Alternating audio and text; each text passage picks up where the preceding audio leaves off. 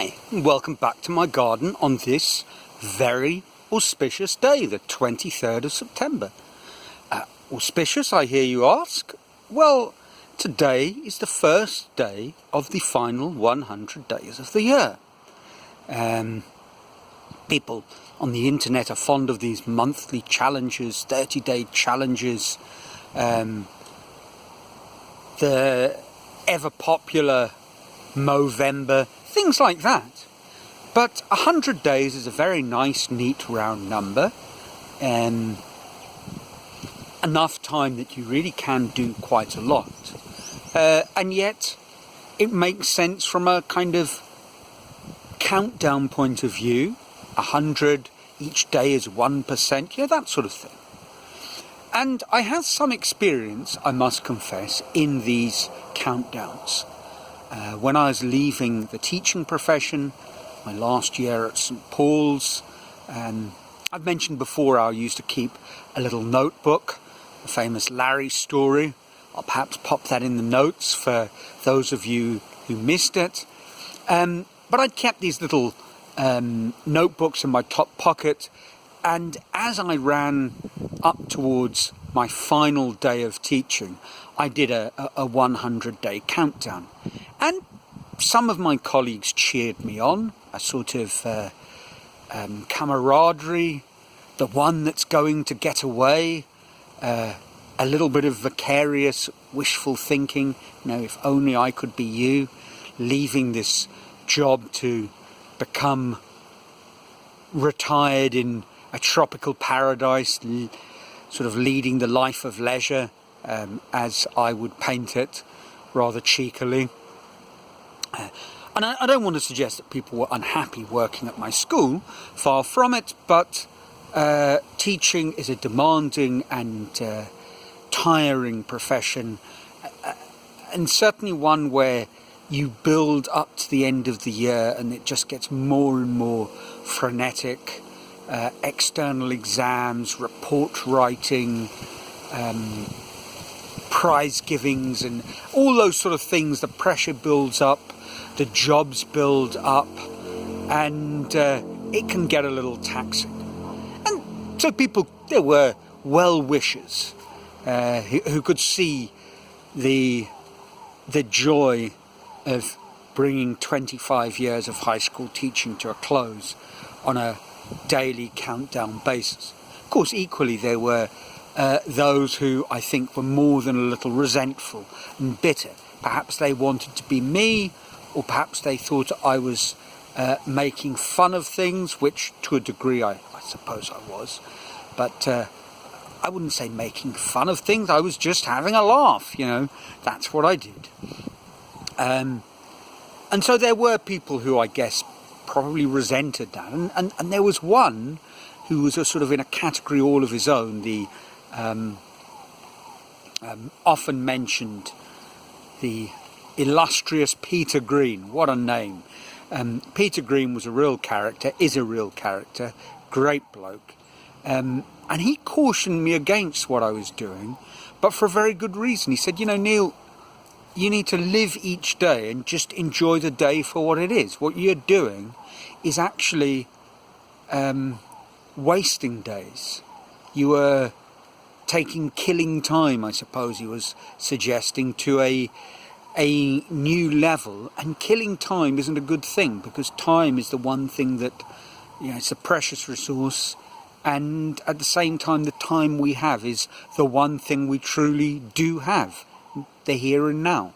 And perhaps doing this countdown was detrimental to enjoying each of those final 100 days. And I think he made a good point.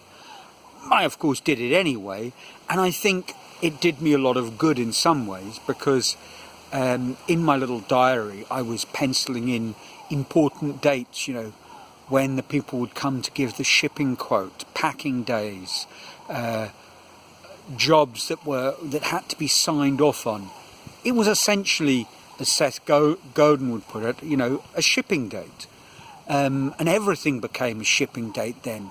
My last lot of courseworks that I would mark, and I would celebrate them Actually, I mean, I'd celebrate them with a beer or two, let's be honest.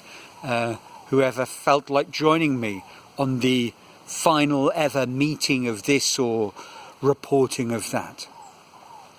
So I'm fond of these kind of countdowns, and I'm fond of these sort of artificial constructs which we cobble together to make us do something that we wanted to do and haven't been doing. This time round, how am I going to treat these final 100 days? Well, I thought about it quite a bit, and basically I'm going to make each day a day where I have to do at least 10 very simple tasks. And each of these tasks fall into a category which in essence is something that I believe would be important to do and a good way to spend my time. Let me give you some details. So the first category is my sculpture, a second one is drawing, a third is my sort of philosophical endeavours, a fourth is chess, and then there's two kind of groups of three. The one is essentially making myself a better person, and I've subdivided that into three areas: being calmer, making better use of my time, and something else that just slips my mind at the moment. But it's written down in one of those little books. More of that later. And the second group of three is to be of service to the people who matter, or my broader community. And I've subdivided that into three: the people and in fact creatures that matter. So number one, to do something each day that is supporting service to my wife. Number two is my 4 little dogs. And this doesn't include feeding them, because that's simply a responsibility, a job. So something beyond that. And finally, to the people that form my near and virtual communities. So the idea is that each day, come what may, I need to do something, however minimal. The drawing could be a 1-minute drawing, it doesn't matter, but I must do at least that. And at the end of the day, at 9 p.m, I will sit down in my study, switch off everything, and think about the day and give a tick or a cross if I've met my target. And there's no reason why I shouldn't do something in each of these categories each day. So the reflection doesn't need to be written down. It's simply a question of recalling the day vividly and marking off that I've met my commitment. And of course, if one thinks about it, 100 days, 10 small actions, that's actually 1,000 actions. And you think of, for example, a drawing. 1,000 small actions in drawing would actually add up to something. If each one was around about 5 minutes, 4.8 minutes, that would be 4,800 minutes. And if my maths serves me, I suppose 80 hours. And 80 hours is enough time to make tangible progress. Of course, I'm dividing it in amongst 10 things, but the idea is also this is a minimum. It's quite possible that on some days I will have done more than that. I will certainly have done more than the minimum in terms of my sculpture. So let's say a minimum session of sculpture is 45 minutes. I'm planning on doing more than 45 minutes of sculpture a day. But that's the idea. And along with it, I hope that this focus, the discipline of marking the days off in my little book, and those little books that I've shown before that I I mentioned in the Larry story, are 8 pages, so 12 of them plus one more loose sheet will complete the 100 pages, a doubled loose sheet either end, and then a cover, and it will make a nice little record that I can keep of this project.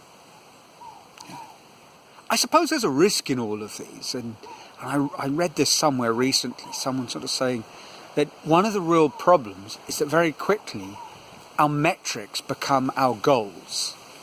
The underlying kind of principle.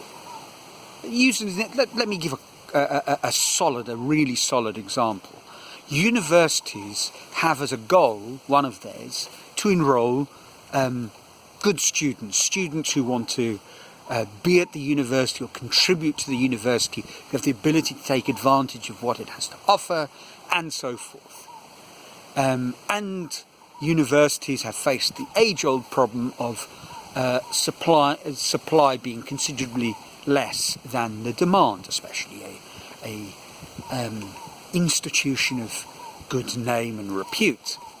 So they started methods of filtering, and eventually we ended up with a situation where we are today, where we have standardized testing, common themed enrollments, the personal statement, the student CV, and in the end what students are doing is they are putting all their energy in ensuring that the metric of them as a student looks as good as possible, even if this perhaps is countered to becoming as good a student as possible. Their energy is going towards meeting the prescribed entrance criteria. And this is true in lots of areas. I look at my chess, and this is a problem for a lot of chess improvement, is we have this wonderful chess rating that measures our level, but people start confusing their goal to be a better chess player, whatever that might be, with having a higher chess rating, which is one measure of being a better chess player. And so you get this situation in a game where a player starts playing with the rating points in mind rather than with, I suppose, the learning in mind. Because really, to be a better chess player, you would want to learn more about chess. Now, how does that play out? Well, one way in chess is the agreed draw.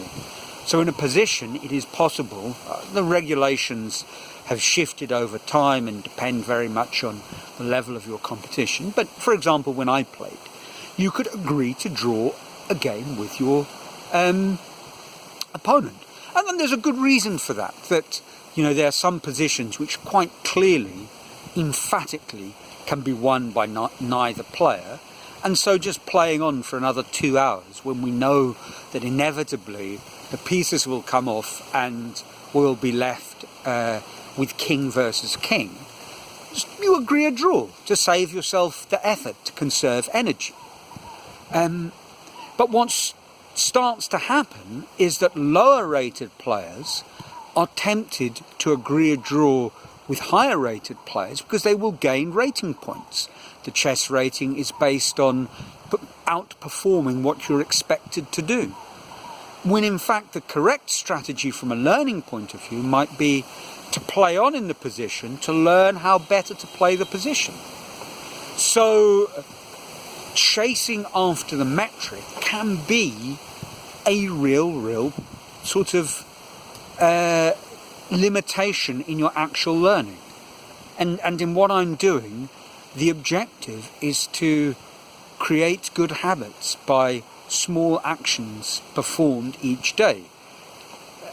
So it's not one of these 100-day challenges in maybe the endurance sense. Anyway, it is what it is, and I will keep you appraised of how it develops over the next 100 days. If anyone wants to join me or has something in mind, feel free to pop it into a comment. Otherwise, I trust you're well, your lives are filled with joy. Until next week, from a sunny Brazil, ciao.